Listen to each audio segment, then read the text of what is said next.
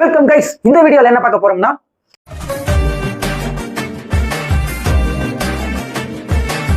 இந்த ட்ரெண்டிங்கான டான்சர் யாருன்னா, செர்பியால 40 டிகிரி செல்சியஸ்ல ஒரு பரிசறுக்கு வண்டியை இழுக்கிறதுக்காக பயன்படுத்தி வந்ததா இந்த பிக் செர்பியன் அஸ்கின். 1995ல அலஸ்கா டிப்திரியா என்ற நோயால பாதிக்கப்பட்ட குழந்தைகள் அப்போ பனிமூட்டம் அதிகமா இருந்தனால ஏரோப்ளைனாலேயோ கப்பலாலேயோ கொண்டு வர முடியாத மருந்த இந்த அஸ்கின் பாத்தீங்கன்னா கிட்டத்தட்ட 1000 கிலோமீட்டர் வந்து இந்த பனிசறுக்கு வண்டி இழுத்து வந்து குழந்தைகளுக்கு இந்த மருந்து சேர்த்து. அதனாலதான் பால்டோ அண்ட் டிகோங்கிற ரெண்டு தலைமை அஸ்கினுக்கு செலவிச்சு பாராட்டி இருக்காங்க. அண்ட் தென் இந்த அஸ்கின் பாக்குறதுக்கு ரொம்ப அழகான தோற்றத்துல இருக்கிறதுனால மக்கள் வந்து இதை வளர்த்துறதுக்கு ஆசைப்படுறாங்க.